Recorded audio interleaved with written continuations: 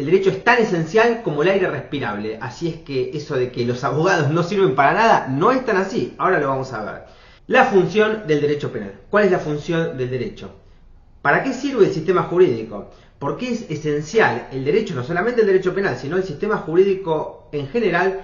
¿Por qué es tan imprescindible para la vida en sociedad?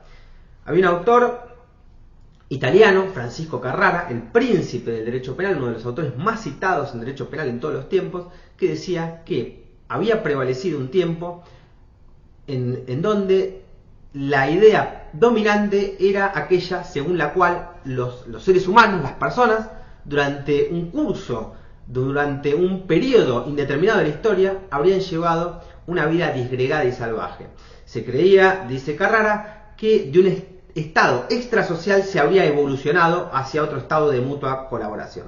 Todo esto, dice el maestro, es un error. Es falso que los seres humanos, es falso que los individuos de la raza de Adán hayan podido vivir durante un periodo indeterminado de la historia desligados de todo tipo de vínculo o de asociación. No vivimos solos o aislados, como podría parecer o como podría hacerlo Robinson Crusoe en su isla. Nosotros tenemos todos los días la necesidad de compartir el mundo con otras personas y justamente esta es la razón por la cual antes de actuar los seres humanos tenemos que calcular, además de lo que vamos a hacer nosotros, lo que van a hacer nuestros semejantes.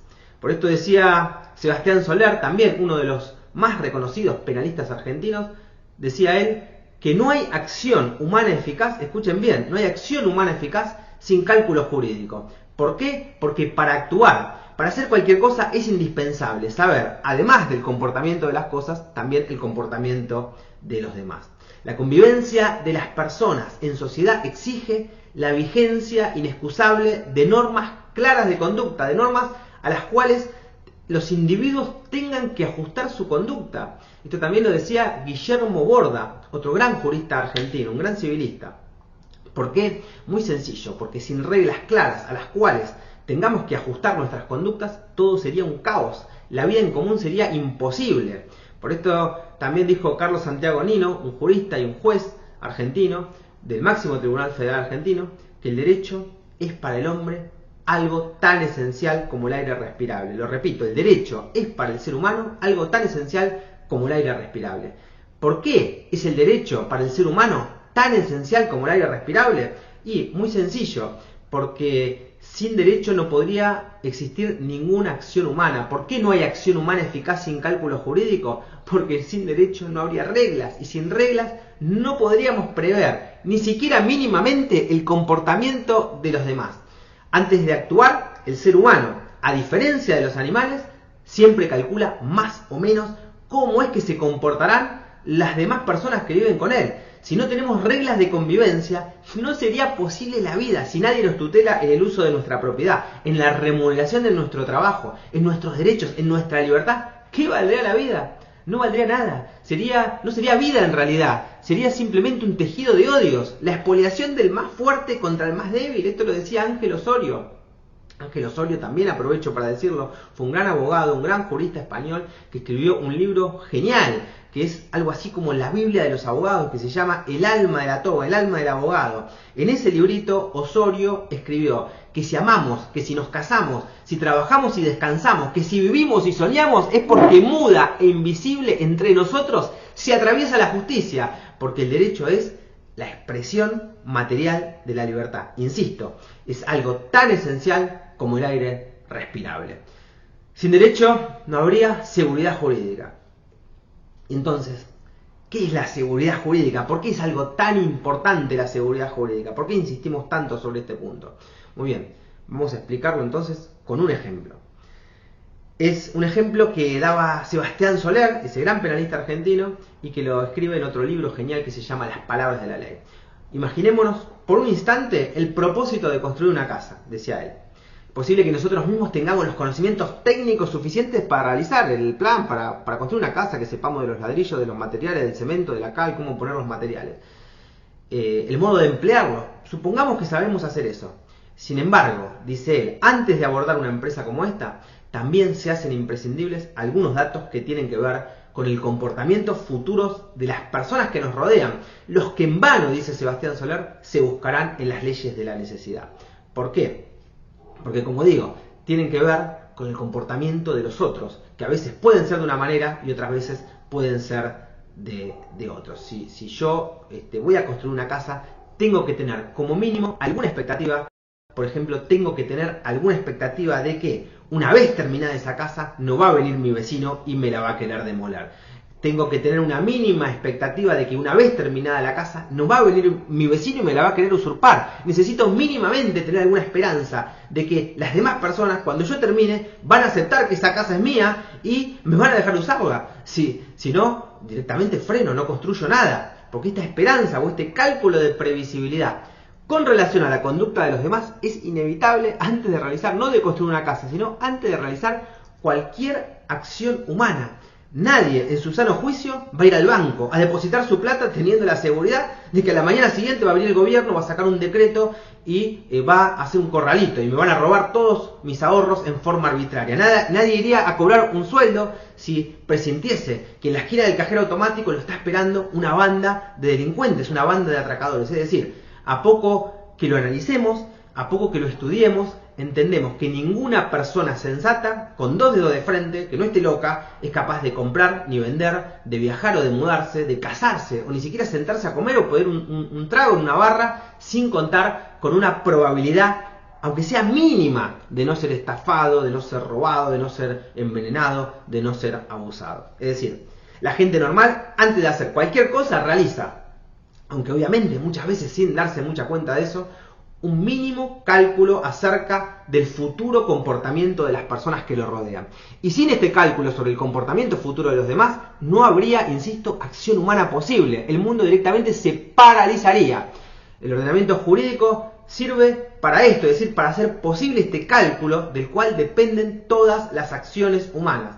Obviamente que el grado de certeza al que se arribe en una sociedad determinada es lo que en derecho se conoce con el nombre de seguridad jurídica. Y cuanto mayor sea esa seguridad jurídica en una sociedad, mayor será el grado de desarrollo. Va a haber mayor desenvolvimiento social, va a haber mayor progreso, va a haber mayor felicidad entre las personas. Cuando esta seguridad jurídica, al contrario, sea muy pobre, el país también va a ser un país muy pobre, porque la sociedad va a correr siempre la misma suerte que su seguridad jurídica, que la seguridad jurídica que hay en una población determinada. Sin previsibilidad no hay acción humana posible, porque la vida sin reglas no es vida, sino una masa informe de caos, un descontrol, una pura y simple anarquía dentro de la cual, para poder pensar en una acción humana, sería necesario volver a formular reglas. Con esto podemos llegar a nuestro concepto del derecho. ¿Por qué? Porque hasta incluso se podría objetar, ¿no?, que el derecho no otorga un grado absoluto de certeza con respecto al comportamiento futuro. Y obviamente, para actuar no se requiere tanto, pero me alcanza con una mínima probabilidad, una probabilidad mínima. Y justamente el sistema jurídico, a través de sus mandatos y a través de sus prohibiciones, es lo que hace. Lo que hace es eso, es establecer un abanico de reglas que permitan anticipar estimativamente la conducta que van a seguir las otras personas frente a cada circunstancia determinada. Este conjunto, y acá vamos al concepto de derecho, este conjunto de reglas de conducta intersubjetiva es lo que llamamos derecho. Después, más adelante, en el video siguiente, vamos a ver qué tiene que ver la justicia con este conjunto de reglas intersubjetivas a los que llamamos derecho. Pero ¿cuál es la función primordial del derecho en general? ¿Cuál es la función primordial del derecho en general y del derecho penal en particular? El derecho en general trata de regular el comportamiento de las personas en una sociedad determinada. Y esto lo logra a través de las diferentes ramas jurídicas: derecho civil, derecho laboral, derecho comercial, etc. Pero al derecho penal le toca custodiar nada más y nada menos que el último tramo del eslabón de la seguridad jurídica. El derecho penal interviene como última ratio, es decir, tiende a proteger los bienes jurídicos más importantes, la vida, la libertad, la propiedad, frente a los ataques más intolerables, los homicidios, los robos, los secuestros, los abusos sexuales. El sistema penal aparece cuando ya no es posible dar una respuesta efectiva desde ningún ángulo de las otras ramas del derecho. ¿En qué se diferencia el derecho penal del resto del ordenamiento? Se diferencia precisamente en que el derecho penal amenaza siempre ante la comisión de un delito con la imposición de una pena. Y esto nos lleva de la mano a dos nuevos problemas. Primero, ¿cómo sabemos cuándo hay un delito? Y segundo, ¿cuándo es legítimo imponer una pena? Y estos interrogantes los resuelve en forma abstracta el derecho penal a través de sus diferentes aspectos. En la parte general del derecho penal se determina qué requisitos tiene que tener una conducta para hacer un delito. Es decir, cuándo hay una lesión, una puesta en peligro de un bien jurídico fundamental. Esto lo resuelve la parte general del derecho penal a través de la teoría del delito. Y también resuelve cuál es el fundamento, cuál es el fin de la imposición de una pena. Y esto lo hace a través de lo que se denomina teoría de la pena. A veces, cuando se estudia derecho penal, se habla de estas tres columnas fundamentales. Teoría de la ley penal, que es lo que estamos haciendo ahora, cuál es el fundamento, cuál es la finalidad, en qué consiste el derecho penal, qué es un delito, la teoría del delito y qué hay que hacer con la persona que cometió un delito, teoría de la pena. Es decir, a través de la parte general se estudian estas tres columnas fundamentales. Y después hay una parte especial en donde se regulan una serie cerrada de estructuras o de tipos penales que describen las diferentes figuras delictivas. Por ejemplo, se describe el homicidio, las lesiones, el daño, el hurto, los abusos sexuales. Sin embargo, una aclaración, todas estas elaboraciones dogmáticas trabajan con estructuras abstractas. Es decir, prevén conductas eventuales que pueden ocurrir o no, pero que aún no existen en el mundo del ser. ¿Por qué? Porque en el plano del ser, en el plano de la realidad, lo que realizan los sujetos son conductas que se asemejan en más o en menos a estas que describen las normas penales, a estas que describe la parte especial del derecho penal. Y entonces esas conductas van a poseer o no estas cualidades que la ley penal exige para considerarlas delictivas. Por lo tanto, todo esto nos lleva a una conclusión lógica, y es que es indispensable, además de la parte general del derecho penal, además de la parte especial, necesitamos de algún mecanismo que trace un puente de plata entre lo que ocurre en la praxis y la abstracción contenida en el derecho penal material. En esta última fase es donde comienza a jugar lo que se denomina derecho procesal penal. Porque como apuntaba Belin en esa expresión que hicimos al comienzo de este video, el derecho penal al delincuente no le toca ni un solo pelo. Ese puente de plata entre la norma abstracta y la realidad concreta es el derecho procesal. De ahí la necesidad de contar con un sistema de derecho procesal penal. Como decimos, el paso de la abstracción a la realidad, por decirlo así, de ese penetrar del hecho real en la norma abstracta para generar una regla del derecho individual, solo puede lograrse a través de un mecanismo de transición. El derecho penal disciplina la defensa de la sociedad ante ataques intolerables de sus bienes jurídicos fundamentales, pero lo hace a través de una estructura puramente abstracta. Esto se entiende perfectamente si nosotros analizamos los fines que en el derecho penal se le asignan a la pena y le son asignados sobre todo por distintos tratadistas, por ejemplo a partir de Klaus Roxin y Schmidhäuser, que son dos clásicos del derecho penal alemán. Estos autores, Roxin y Schmidhäuser, en sus teorías dialécticas o de la unión, le asignan a la pena una función distinta en cada uno de sus diferentes momentos de su vida. Las teorías dialécticas distinguen entonces tres momentos en la vida de la pena. Se habla de una fase legislativa, en donde la función de la pena es amenazar para que no se cometan delitos, eso lo hace el legislador en el Congreso. Hay una fase judicial, en donde se impone una pena que han cometido a la persona que ha cometido un delito, esto lo hace el juez cuando dicta una sentencia. Y la tercera fase, la fase de ejecución, en donde la pena, combinada en abstracto en el momento legislativo, determinada judicialmente en la segunda fase, en la fase jurisdiccional, viene a ser confirmada en su seriedad a través de su efectiva imposición, es lo que hace el juez de ejecución. Entonces, el paso de la fase 1, de la fase legislativa, del momento de la amenaza, a la fase 3, a la fase de ejecución, exige necesariamente un momento previo de determinación judicial. En otras palabras, el derecho penal, de su realidad abstracta, del momento legislativo, tiene que pasar por un momento procesal, que es la fase de determinación judicial de la pena, para poder llegar a su ejecución concreta, a la concreta aplicación de la ley penal. Resumiendo entonces, el derecho procesal es indispensable para traducir la norma penal abstracta en realidad concreta, para administrar, como decía Piero Calamandrei, un gran jurista italiano, el pan de la justicia entre los ciudadanos. De lo contrario, si el derecho penal no sirve para traducir sus premisas en realidad concreta, para administrar la justicia, para realizar la justicia abstracta de abstracto en algo real, entonces no serviría para nada. Y por último, esto nos lleva de la mano a formularnos una última pregunta fundamental. ¿Dónde encaja la justicia adentro del ordenamiento jurídico? ¿Dónde encaja la justicia adentro de este concepto del derecho?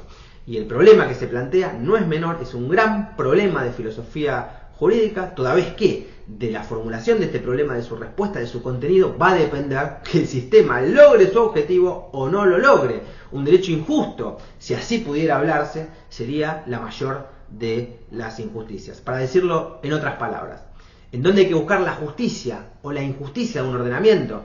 ¿El derecho es solo la norma vacía? Este sistema que sirve para lograr seguridad jurídica. No nos olvidemos que también en un campo de concentración hay seguridad jurídica o previsibilidad. El derecho es también el valor que hay detrás de esta norma, o el derecho es simplemente lo que ocurre en la realidad, lo que ocurre en la praxis, más allá de lo que digan los valores y de las normas. Esto será materia entonces de nuestro próximo video. Te voy a resumir entonces lo que aprendimos en la lección de hoy. Primero, el derecho es necesario. ¿Por qué es necesario? Porque nos permite establecer las reglas del juego. Del derecho depende la seguridad jurídica. De la seguridad jurídica depende la vida en sociedad.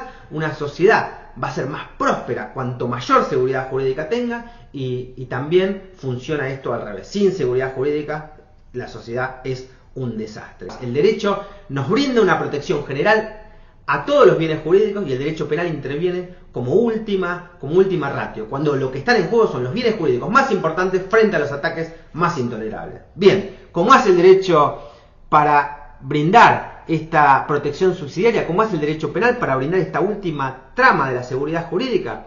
Muy bien, cuando ve que una conducta lesiona o que pone en peligro un bien jurídico fundamental, a esa conducta la llama delito y luego le va a asociar una pena. En la parte general del derecho penal se establecen entonces las características que tiene que tener una conducta para ser considerada un delito. Teoría del delito, y también qué se va a hacer con esa persona cuando se sabe que cometió un delito. Teoría de la pena. En la parte especial, por otro lado, en el Código Penal y en las leyes especiales, lo que se establece es toda una serie cerrada de delitos o de figuras delictivas de tipos penales, de robos, homicidios, abusos sexuales, privación ilegal de la libertad, extorsión, estafas, etc.